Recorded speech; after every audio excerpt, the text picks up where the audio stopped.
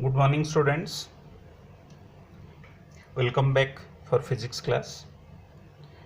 आपको जैसे पता है हम क्वांटम मैकेनिक्स की वेरियस टॉपिक्स डिस्कस कर रहे हैं और आज हम Schrödinger time independent wave equations को पढ़ेंगे।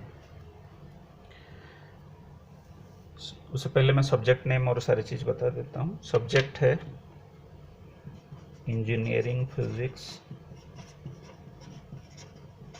इसकी कोड होगा KAS101T। मॉड्यूल नेम है quantum mechanics. My name is doctor Rakesh मान पुजारी।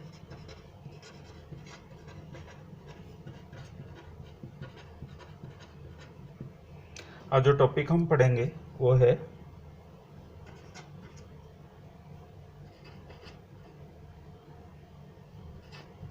Schrödinger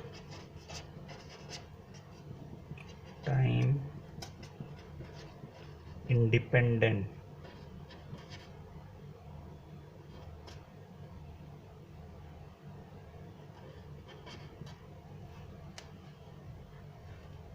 wave equation. तो हम आज जो पढ़ेंगे Schrödinger time independent wave equations पढ़ेंगे। पिछले क्लास में हमने स्क्रोडिंजर टाइम डिपेंडेंट इक्वेशंस को पढ़ा था। आज हम इंडिपेंडेंट इक्वेशंस को डिस्कस करेंगे। हर बार की तरह CO formulate and solve problems of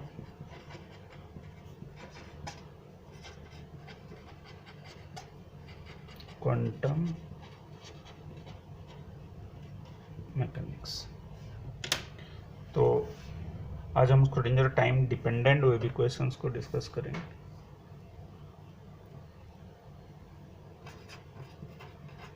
Schrödinger time independent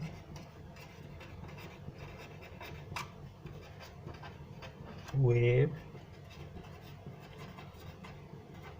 equation. Schrödinger time independent wave equation Schrödinger time dependent wave equation से डिराइव होगा। तो दोबारा हम फ्री पार्टिकल वेव फंक्शन जो पिछले क्लास में स्क्रोडिंजर टाइम डिपेंडेंट इक्वेशंस में यूज कर चुके हैं उसको यूज करना होगा। तो द वेव फंक्शन किसके लिए?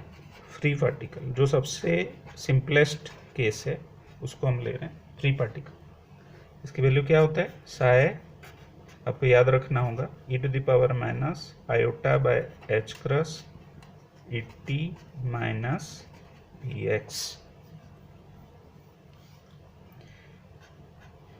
अब क्योंकि Schrödinger time independent wave equation derive करना है जिसमें से t को हटाना है, t should be eliminated out, तो इसीलिए हम पहले वेव फंक्शन में दोनों पार्ट को अलग करते हैं, t पार्ट को अलग और x पार्ट को अलग, मतलब पोजीशन पार्ट को अलग और टाइम पार्ट को अलग। देखो, हमने दो पार्ट में इसको डिवाइड कर दिया, एक है टाइम पार्ट, एक है पोजीशन पार्ट। क्योंकि आपको पता है एक्सपोनेंशियल पावर को हम मल्टीप्लाई करेंगे तो वो ऐड हो जाता है, तो उसी तरह से हमने डिराइव किया। अब इसको और सिंप्लीफाई कर लेंगे, इसको हम लिख देंगे साई1 (e⁻⁻) क्रॉस। इसका मतलब है हमने इस साई1 किसको लिया? (a)e⁻⁻px/h cross. इस टर्म को, ये और इसको मिला के साई1 ले लिया और ये टर्म ज्यों की त्यों है, तो आपको साई की वैल्यू ये मिल गया वेव फंक्शन साई1 (e⁻⁻iet/h क्रॉस), जिसमें हमने ये सब्स्टिट्यूट कर दिया। अब इसको हम यूज करेंगे in total energy function. So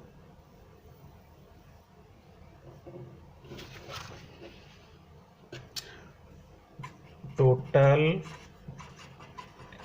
energy expression.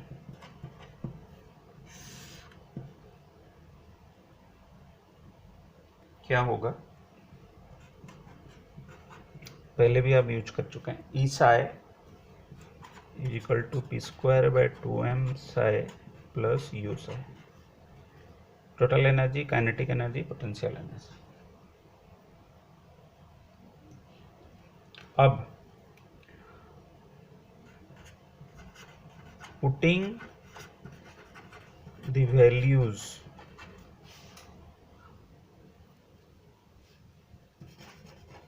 from the expression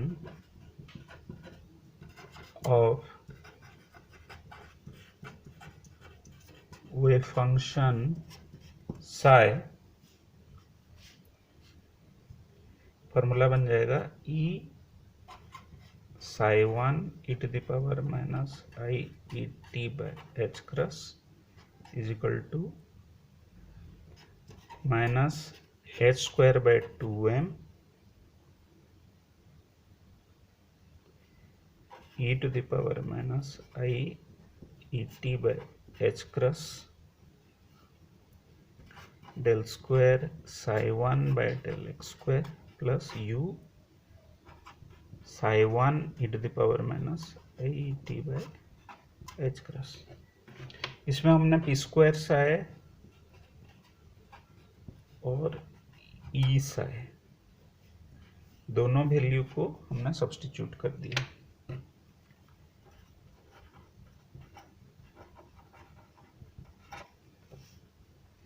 तो हमारे पास अब जो भी टर्म आया, इसमें आप देख सकते हैं ये टर्म सभी में कॉमन आ गया, तो इसको हम कैंसिल कर सकते हैं और फॉर्मूला क्या बन जाएगा, फॉर्मूला बनेगा,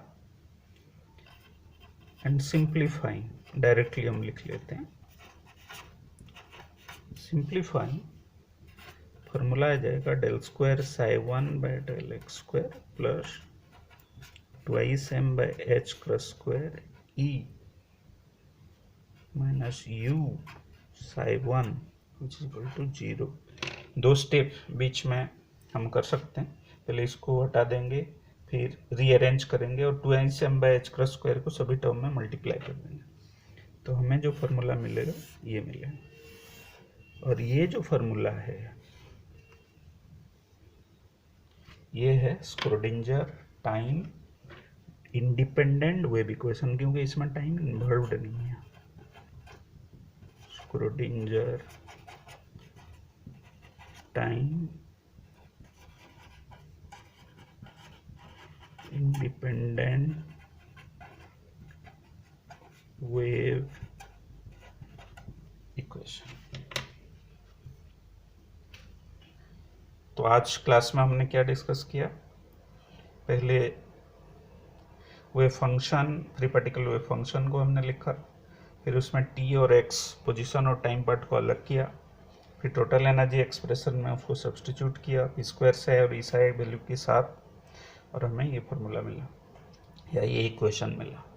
जिस इक्वेशन में टाइम की कोई इन्वॉल्व नहीं है, इसमें खाली एनर्जी, मास, दोनों एनर्जी की वैल्यू है, और इसको हम कहते हैं Schrödinger time independent wave equation. ये एक इम्पोर्टेंट टॉपिक है जिसको आपको प्रॉपर तरीके से याद रखना होगा, आपके लिए नया है, इसीलिए बार बार प्रैक्टिस करें और लिखने की कोशिश करें, डिराइव करने की कोशिश करें, ताकि आपको इजीली ये चीज़ एग्ज़ाम में जब क्वेश्चन फॉर्म में आएगा तो इजीली आप कर पाएंगे। धन्यवाद।